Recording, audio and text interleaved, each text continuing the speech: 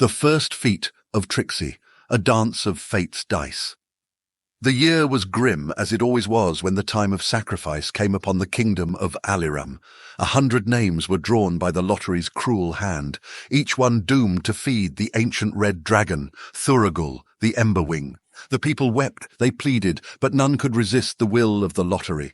And yet there stood one who did not beg, who did not tremble, who did not curse the heavens for her misfortune. Trixie, 16, orphaned, unwanted, and unshakable, grinned. She had been drawn, of course, that was no surprise.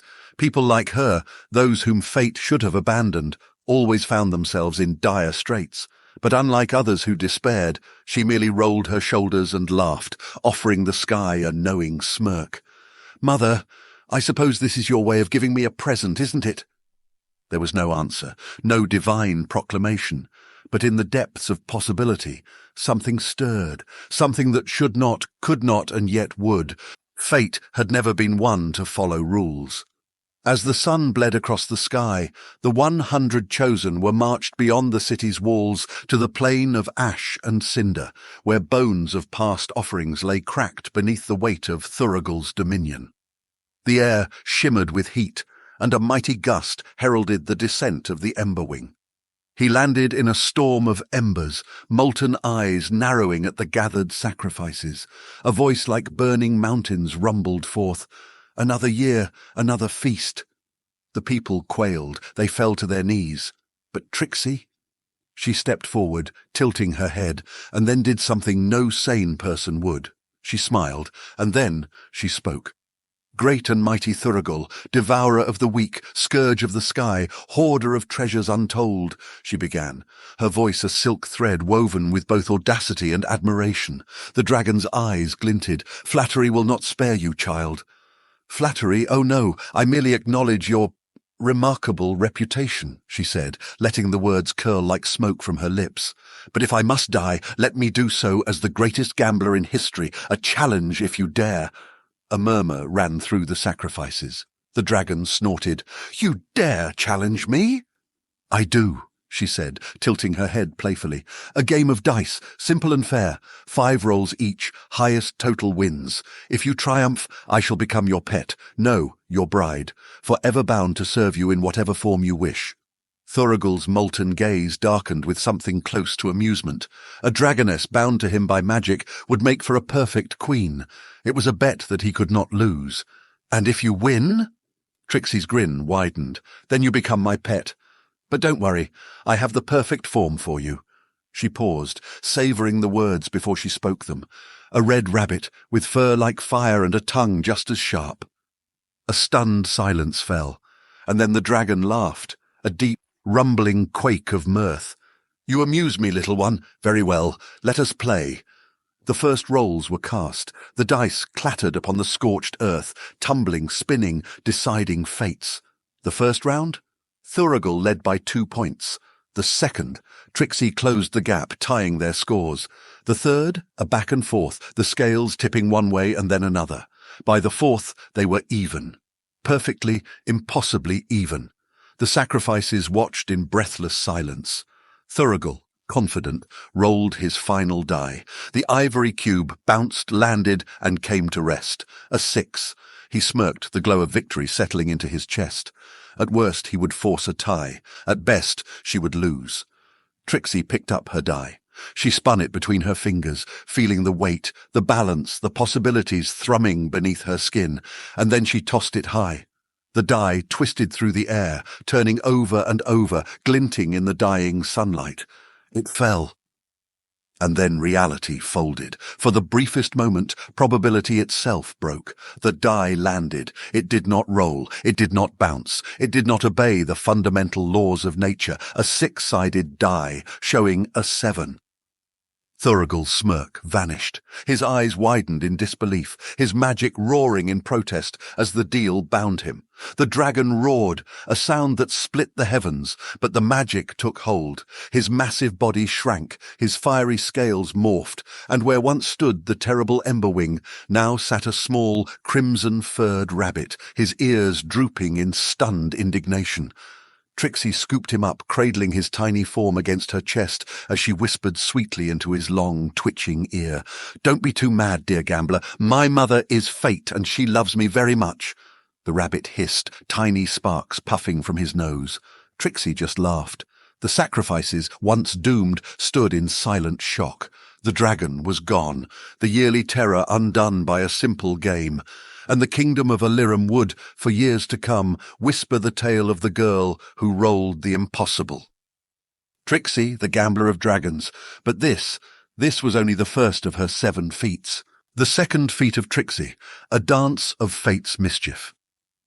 2 years had passed since Trixie bested Thorogul the Emberwing, and in that time her life had been oddly peaceful, at least as peaceful as it could be for one who had fate as a doting mother. She spent her days in the city of Aliram, basking in the quiet joys of mischief and mercy. Her room at the Grand Inn, won in a game of chance years before, had somehow grown impossibly large, with beds enough for all the orphans who sought shelter. Gambler, her fiery-furred, involuntarily adorable dragon rabbit, spent his time alternately lighting the hearth, telling stories, and terrifying would-be thieves by shifting into his draconic form whenever the mood struck him. But peace, as always, was fleeting, and so, when the king of Aliram called upon her to aid against an invading elven army, she agreed, on one condition. An abandoned chapel, long forgotten in the city's outskirts, would be hers to restore. A home for those unwanted, unloved and unfettered, just as she once was. And so, with a giggle and a twirl, she strolled beyond the city gates, barefoot, her dress swaying like she were merely taking a leisurely walk instead of facing an army. Above the battlements, soldiers stood tense, nobles watched uneasy, and her darling orphans peeked from places they certainly shouldn't be. Before her, the elven army stood in gleaming formation, their banners dancing in the wind, their mages whispering spells into the air. At their head sat the elven princess, a woman of icy beauty and sharper pride, gazing at Trixie with thinly veiled contempt. "You are here to surrender?" the princess called, voice like a silver bell lined with steel. Trixie grinned. Instead of answering, she flourished a scroll, unfurling it with theatrical delight, and in slightly broken Elvish began to recite, "In the realm of stars, beyond all sight, where fates are twisted in the night, there stands a maiden, pale yet bright, whose dance defies the moon's own light. O noble elves, so fair, so grand, your army marching, sword in hand. But what are swords when fate's command turns battles into laughter's strand? For though you march with regal grace, your blades will turn to sweet embrace, your arrows fall as bread and cake, your noble steeds as kittens fake. You stand before me proud and tall, but what's a kingdom when it falls to whims and twists beyond your call? The path you seek's a carnival, so take your bow, your pride, your shield, for here the fates will never yield, and when you stand before your queen, she'll see the jest you've never seen. I offer you, in jest's delight, the terms for which you'll lose this fight. Retreat in peace, with honour clear, or face a fate that all will fear. For what's a battle but a game, one where the stakes have no true name, and in the end, you'll see, of course, the queen will face her jester's force." The words hung in the air, a mixture of mockery and prophecy, woven so precisely that even the most hardened warriors in the elven ranks felt an unease creeping through their bones. The elven mages whispered among themselves, their gazes flickering not to Trixie, but to the crimson-furred rabbit in her arms, for while the girl radiated no great magic, the creature she carried reeked of draconian might, a thing of fire and ruin made small, but no less dangerous. Even so, the elven princess sneered, her pride unyielding. "Enough of this nonsense. If battle is what you call this farce, then battle you shall have." Trixie sighed, shaking her head as if truly disappointed. "A battle, you say? No, no, dear princess, you misunderstand," she said, twirling Gambler in her hands like a doll as the rabbit groaned in draconic frustration. "You aren't fighting me, you are fighting my mother's whims." Gambler huffed, his eyes glowing with fiery irritation. "If you value your pride, leave now." The elves charged, and then reality ceased to behave. Trixie danced, and with her steps, probability shattered into absurdity. Blades meant to cut her instead spun from hands and became bouquets of wildflowers. Spells cast with deadly intent turned into harmless fireworks, exploding in harmless bursts of light. Arrows loosed at her transformed mid-air into loaves of bread, falling harmlessly onto the bewildered archers.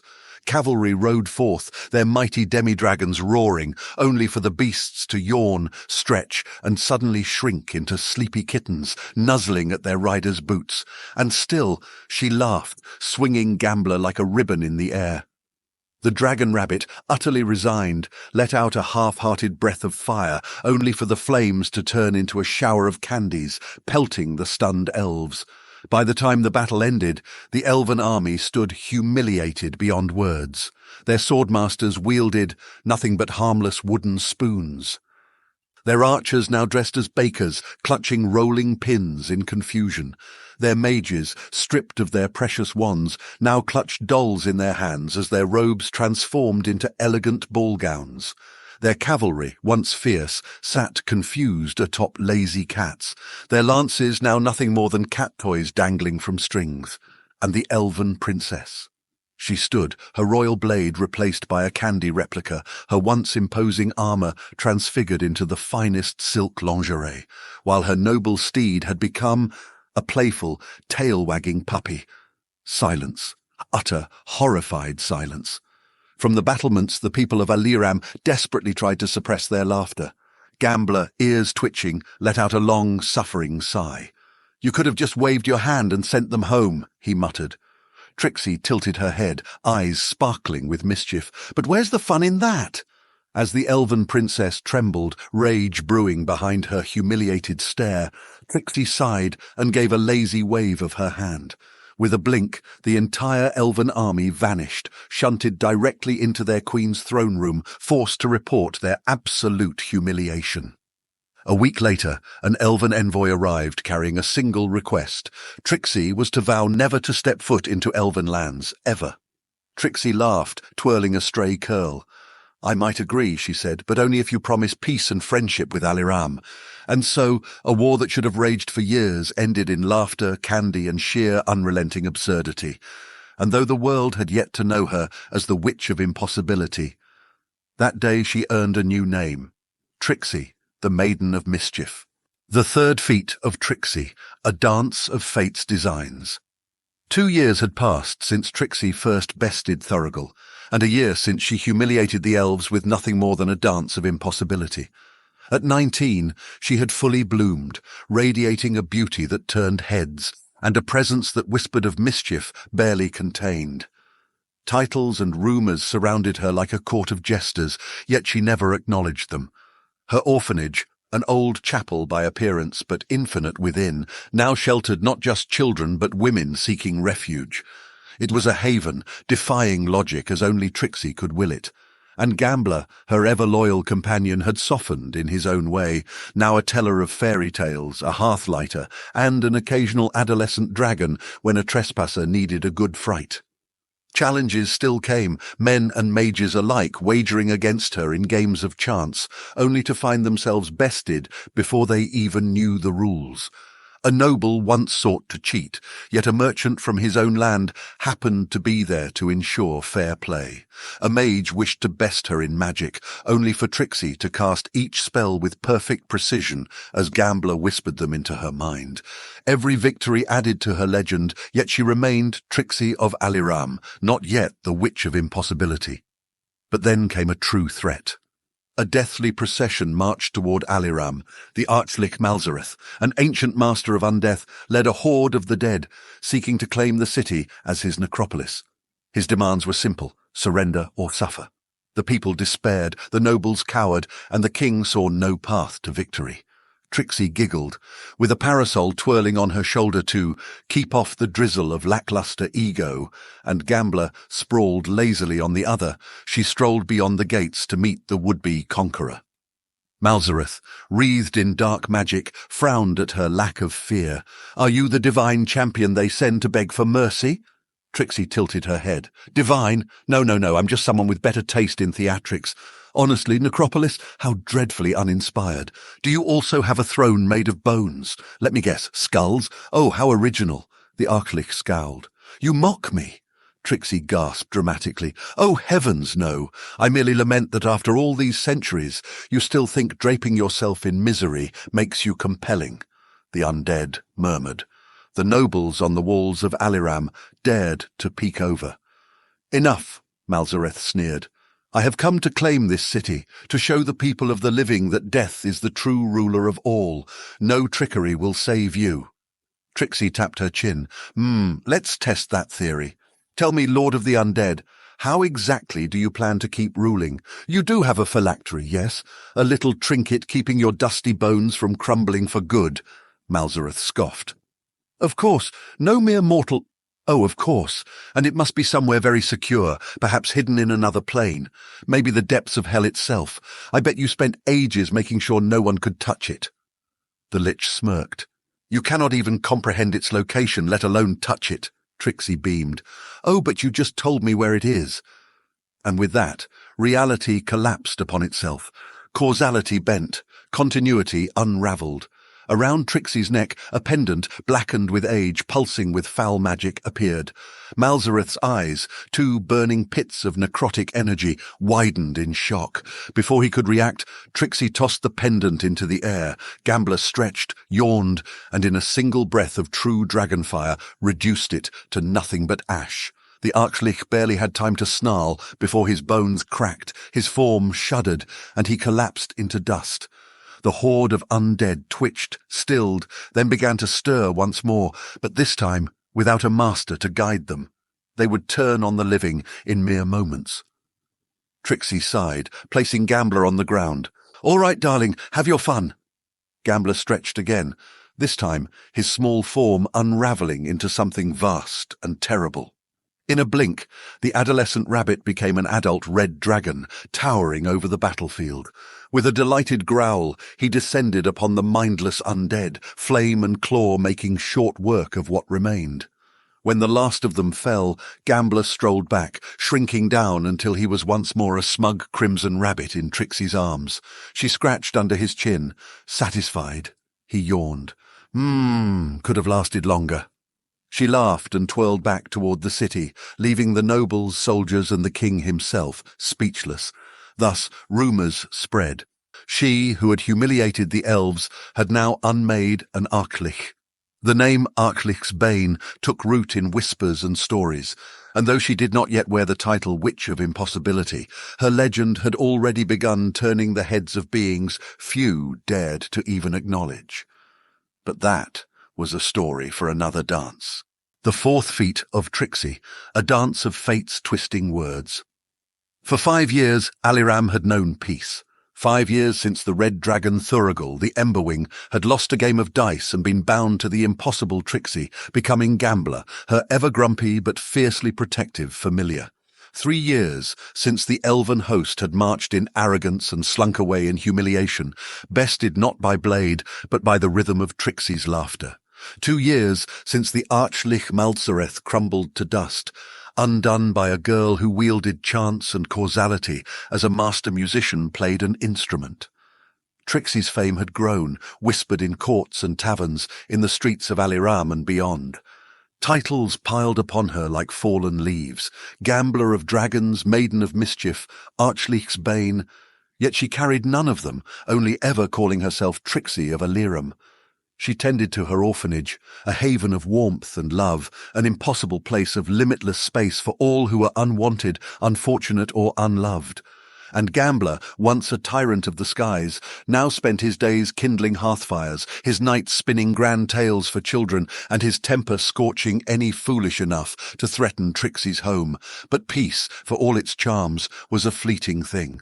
And soon, something from beyond the mortal realm came knocking. It began as whispers, velvet words spilling from lips too fine to belong to mortals.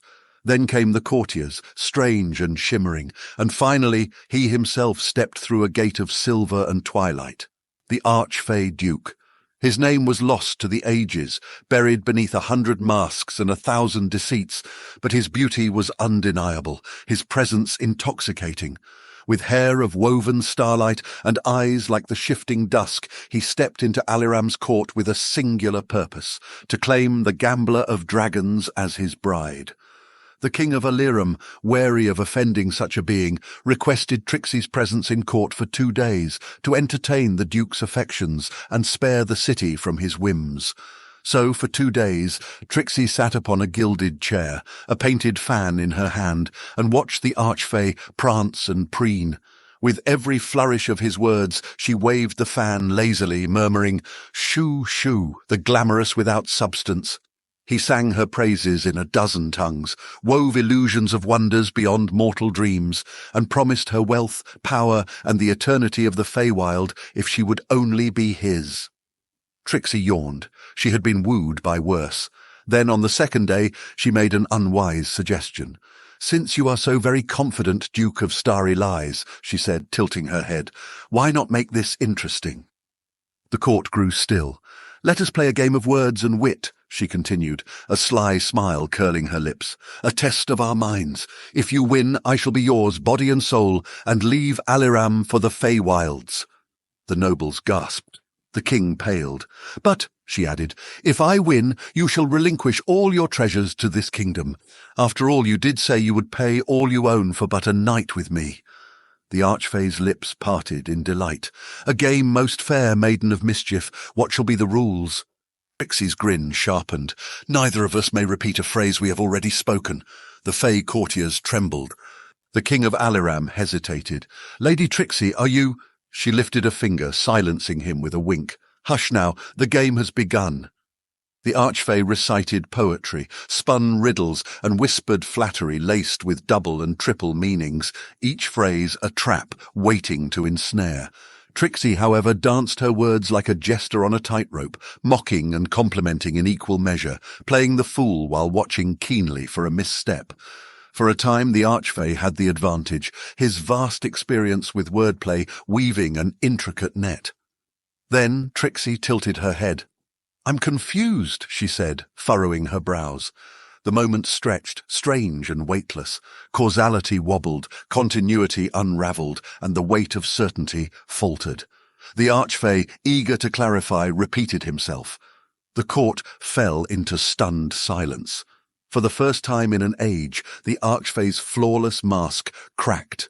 Rage flickered in his gaze, but he was bound by his own words. With a flourish, he raised a hand, and in a cascade of light, the palace overflowed with treasure, gold, gems, and artifacts beyond mortal reckoning. The king of Aliram, in awe, could only stare. But the archfey was not yet finished. He stepped forward, voice like honeyed steel. "Tell me, gambler of dragons, what is your true name?" Trixie's grin widened, and before anyone could stop her, she said it. In that instant, the archfey wove a hex of binding, latching onto the power of names, twisting fate itself to make her his. But fate always placed its odds on Trixie's side.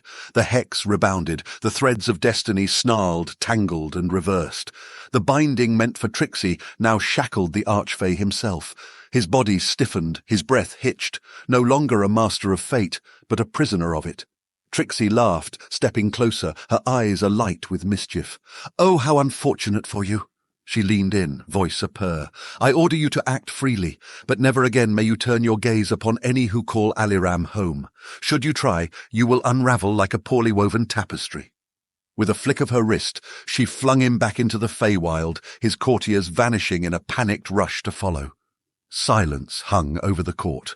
Then, as if nothing had happened, Trixie dusted off her dress, hummed a tune, and strolled out, leaving behind a fortune of the Fey and a kingdom forever changed. Thus, a new title was born, the Fey Skeptic, she who bested an archfey duke in a game of words and wit. But the name that would shake the heavens and hells, the Witch of Impossibility, had yet to be spoken into the world. Yet, as she walked back to her impossible home, two forces, opposed in nature but alike in purpose, turned their eyes toward her. And they would send an agent each, not wooing words or trickster games. No, these powers would dispatch agents bound by blood and fate, and they had come to claim her and bring her into the fold of destiny's loom. The Fifth Feet of Trixie, a dance of fate's loving embrace. The laughter of children filled the courtyard of Trixie's orphanage, a humble chapel on the outskirts of Aliram's capital. The sound echoed joyously, weaving through the air as though it were magic itself. Trixie, dressed in her usual patchwork gown, her auburn hair glowing like a halo in the afternoon sun, was the centerpiece of this mirth. She twirled with abandon, leading her charges in a game of ludicrous hopscotch, an absurd creation of her own that bent the rules of physics and logic alike. Beside her sat Gambler, her red rabbit familiar, who had once been Thurigal the Emberwing, an ancient red dragon feared across realms. Now he was both a guardian and a storyteller, his sharp wit dulled only by the warmth he felt for Trixie and her home. He watched the scene with bemused pride, occasionally snorting flames to light nearby hearths, or to deter a brave squirrel inching too close to the food scraps. But on this temperate fall day, joy was not the only thing that entered the courtyard. Two figures approached the gate, their steps purposeful, their auras brimming with celestial and infernal energy that made Gambler's fur bristle. Trixie, noticing her familiar's tension, straightened up, her fan snapping shut as she regarded the strangers with a polite, curious smile. "Good afternoon," she called warmly. "You've come to the right place if you're lost, hungry, or simply in need of a good game of dice." The pair stepped closer. A woman with radiant skin and silver hair that seemed to shimmer like moonlight spoke first. "Miriam," she said, her voice tender yet firm, "my daughter—" Trixie blinked, her fan pausing mid-wave. The other figure, a man with deep red skin and curling black horns, added, "Zulia, my blood." His tone carried pride, but it was laced with a possessiveness that made Gambler growl softly. "Miriam, Zulia," Trixie repeated, arching a brow. "Strange. I go by Trixie these days, or Maiden of Mischief if you're feeling poetic." Her grin widened. "But I'm curious, what brings two strangers to my little slice of impossibility?" The woman, an Asimar nun named Seraphim, stepped forward. "We are not strangers, child. I am your mother, your true mother." "And I," the tiefling warrior Aziriel interjected, "am your father. We've come because it's time for you to fulfill your destiny." Trixie's laughter rang out bright and sharp. "Destiny, you say? How terribly dramatic. I do love a good tale, though. Please continue." She gestured for them to proceed, her posture deceptively relaxed as Gambler shifted closer, his eyes narrowing. What followed was a cacophony of arguments and proclamations. Seraphim spoke of Trixie's kindness, her stand against evil, and the purity of her actions, insisting that her place was in the heavens. Aziriel countered with pride in Trixie's cunning and mischief, claiming these traits marked her as an agent of hell. For hours they bickered, their voices rising and falling as they tried to claim her, not as a daughter, but as a pawn in their celestial and infernal games. Trixie listened at first, her amusement fading with each word. Her warm smile gradually thinned into a cold, tight line as their arguments grew more desperate, more manipulative. When she finally spoke, her voice was calm, but carried an edge that silenced the courtyard. "Why?" she asked. "Was I abandoned?" The question hung in the air, heavy as lead. Seraphim hesitated, her radiant glow dimming as she struggled for words. "You were an impossible birth," she admitted. "An accident. I was days away from joining my sisterhood. I couldn't keep you. I thought the orphanage I left you at would be safe." "And you?" Trixie turned to Aziriel, her gaze piercing. The tiefling shifted uncomfortably. "Your mother and I, it was a night of revelry, a celebration after saving a city.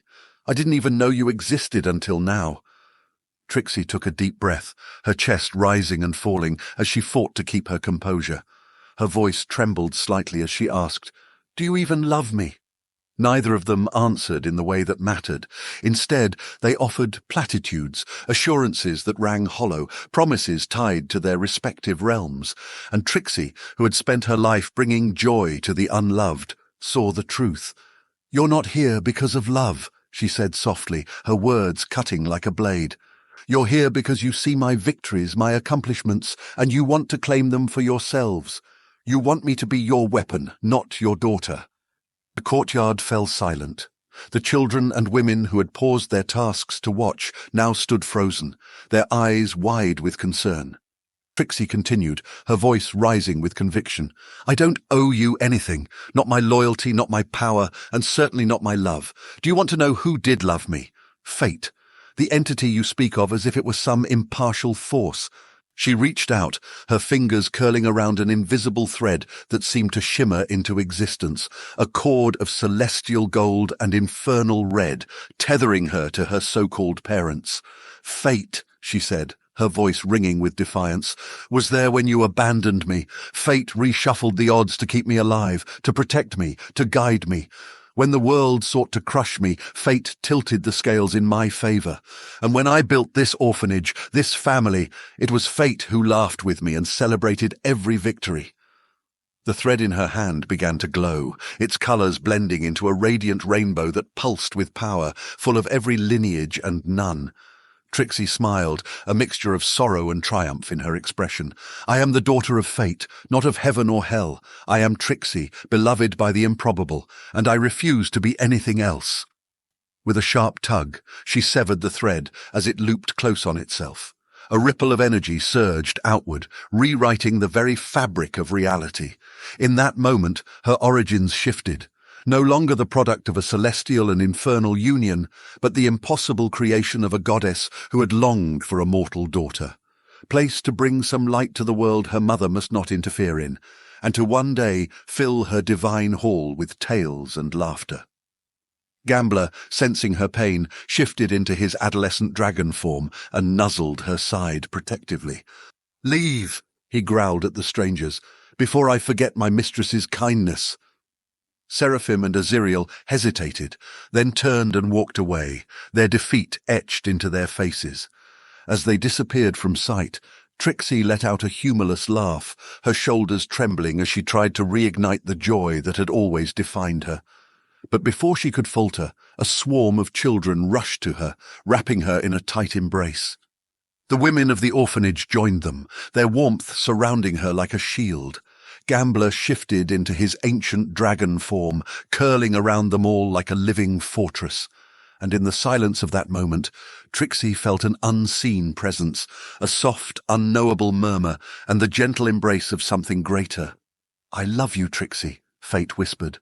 Trixie smiled, her laughter finally returning, and as her charges crowned her with new titles, the Saintess of the Lost and the Daughter of Fate, she knew she had found her true family. However, one last trial wait, for none may stay without roots, and Trixie had severed hers. The 6th feat of Trixie, a dance of fate's whispered secrets. The sky darkened, not with storm nor night, but with the presence of something vast, ancient, and unrelenting.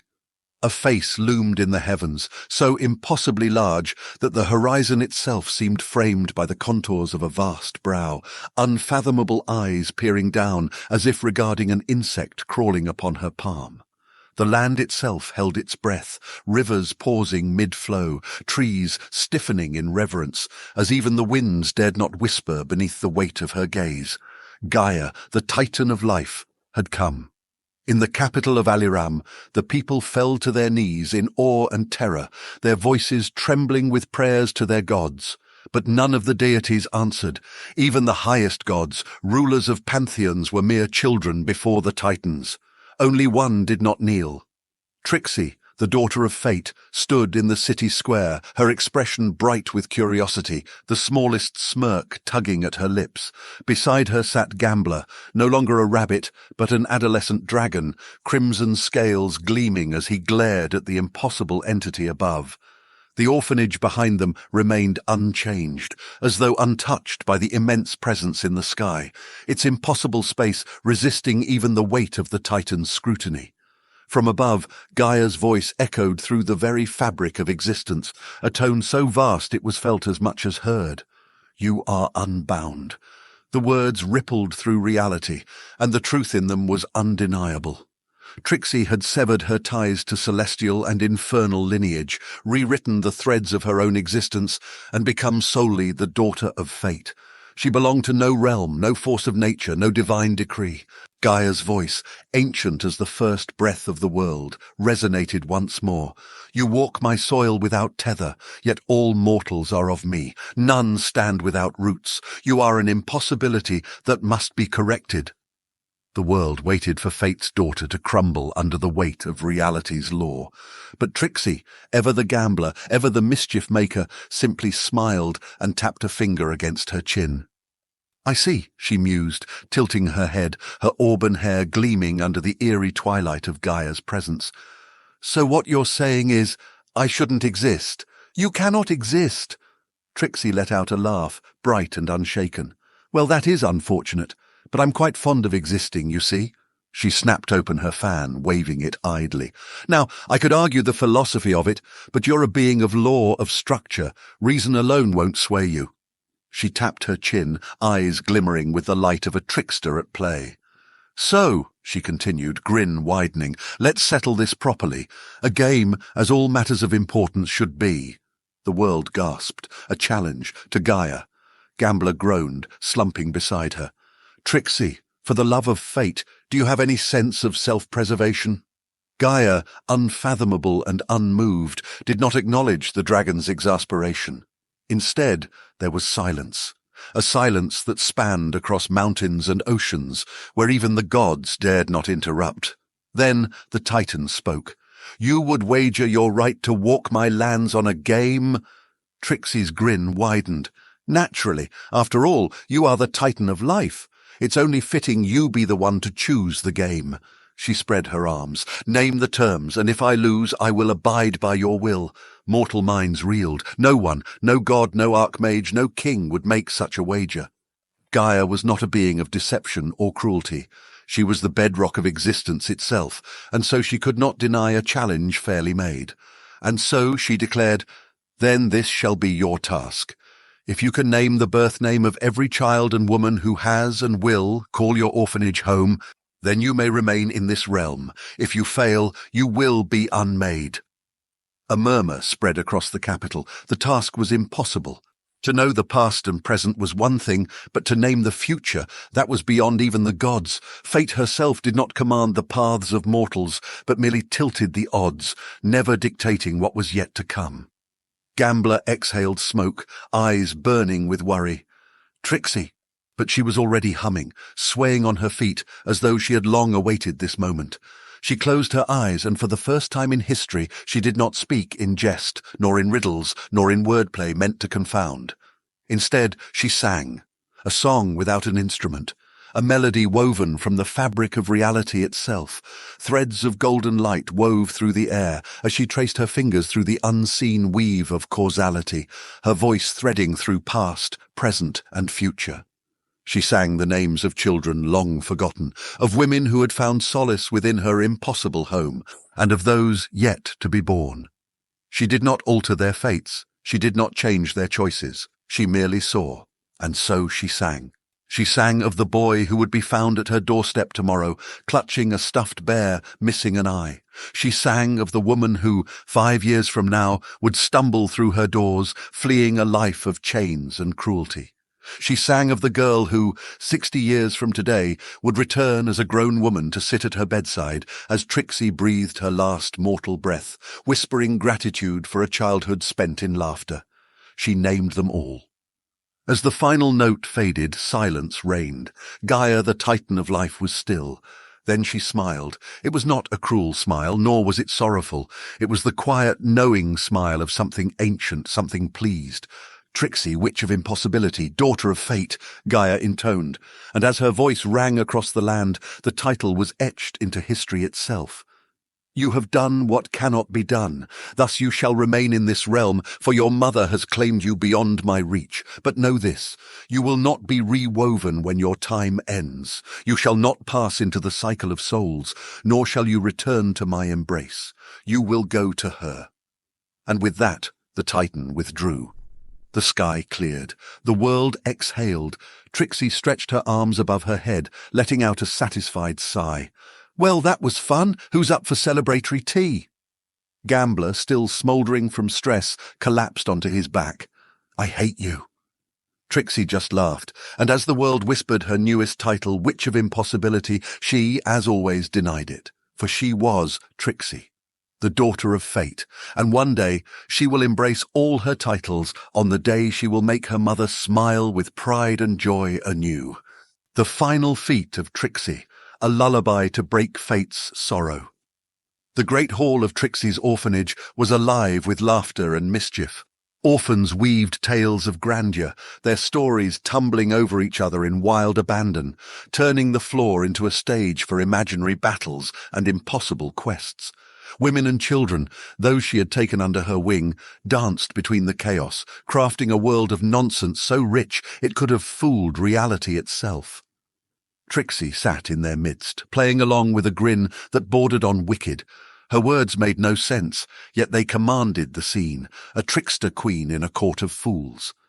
Gambler, in his rabbit form, grumbled at the noise, his ears twitching at every outrageous claim. Then, mid-ramble, mid-laugh, mid-spun thread of whimsy, Trixie froze. She felt it. A sigh, not a sigh of exasperation or playful indulgence, but a sigh of futility, a sigh of sorrow. It came from her mother, not the mother of her blood, but the mother of her being.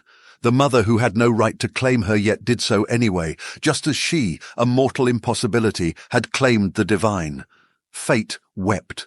A goddess bound to weave the threads of destiny, unable to halt what was unfolding. A tide of doom, already woven into the fabric of the world, spilling forth through an unholy tear in the loom. Fate had no hand to stop it, only hands to weave. And she was forced to weave tragedy. Trixie would have none of it. She stood abruptly, sending Gambler tumbling off her lap. The room quieted at her movement, sensing the shift in the air. "Trixie?" one of the orphans asked. But she did not answer. She strode out, Gambler at her heels, only pausing at the threshold. "Stay inside," she told them all, and then she was gone.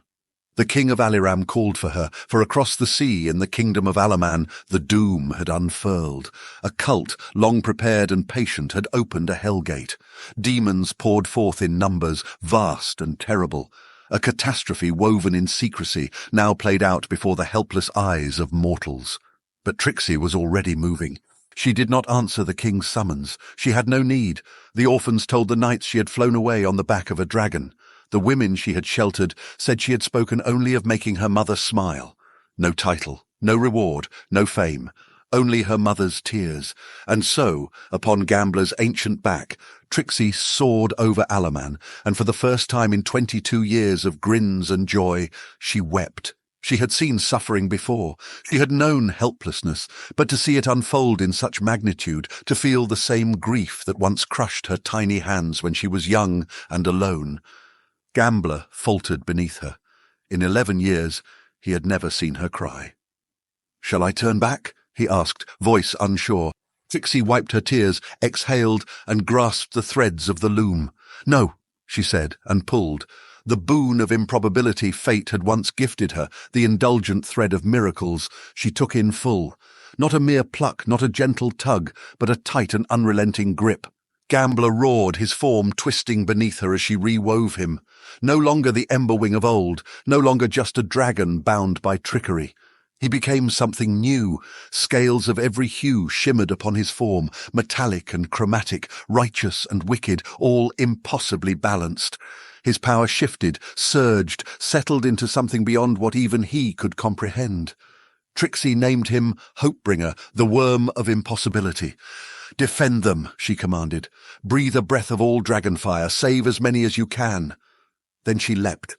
She fell toward the battle lines, toward the ruin, toward the inevitable doom, and she did the impossible. Reality shattered, continuity ruptured. She became a herald, not as one but as 1,000. Everywhere across the battlefield, Trixie landed. She did not dance, she did not jest, she strode with purpose, a matron seeking out mischief-makers, her fan snapping open with sharp finality, and from her lips spilled a lullaby, not one of mourning, not one of sorrow. A lullaby fate had whispered to her in dark nights, an ode to warmth, now reversed, a promise of comfort to come. With every step, every flick of her fan, she unwove the chaos. Demon magic rebounded upon itself. Swords meant to strike mortals turned upon their wielders. Succubi fell into their own charms, ensnaring one another in an inescapable spiral of lust. Imps lost themselves in their own illusions, their minds trapped in endless, meaningless riddles, and the fearless feared. Even the pit lords found their strength crumbling beneath her smouldering wrath. Fate, once bound in inaction, was freed. Hope surged, and the tide turned. He came when the battle was all but lost, the sin of wrath. The architect of the invasion, a being of fury made manifest, a force that had woven this ruin into being long before mortal hands played their role. His voice thundered, his power roared, he demanded a duel. Trixie laughed in his face. "You have no contingency for me, do you?" she mocked. He bellowed, demanded her name. She peered into the loom, into his thread, and plucked forth the truth. His true name, an impossibility to mortal tongues, one that needed 666 voices in unison to utter. Trixie scoffed. Then she changed it. The sin of wrath became tantrum. Existence hiccuped, and the sin of wrath, the great and terrible force of fury, became nothing more than a misbehaving child in her eyes. Her voice was steady, unshakable. "You made my mother cry," she said. "I will not let it happen. Withdraw, or I will rip you from the loom and cast you aside." The demons fled. The sin of wrath, defeated before he even swung a blade, demanded her name once more, and for the first time in forever, and never again, she spoke it with pride. Trixie of Aliram, beloved daughter of the goddess Fate, witch of impossibility, saintess of the lost, fey skeptic, archlich's bane, maiden of mischief, gambler of dragons, and I will not let my mother weave in sorrow, not for you, not for hell, not for heaven. The sin of wrath fled. Trixie did not undo death. She would not defy its cold embrace, but she stole moments back. Enough time for parting words, final farewells. She unmade the ruin, restored the homes, the smallest trinkets, the smallest comforts. Then she gathered the orphans, the widows, the broken and the lost, and she brought them home. Hopebringer carried them upon his ancient back, soaring toward Aliram. And the cosmos, the highest planes of power, took notice. For in a mortal that should not exist, holding a title that defied all laws, the game of gods and demons ground to a halt. For she was, is, and forever would be Trixie, daughter of fate, witch of impossibility. If you love engaging stories like this, make sure to like, subscribe, and turn on notifications to stay updated with all the latest episodes from FY Stories.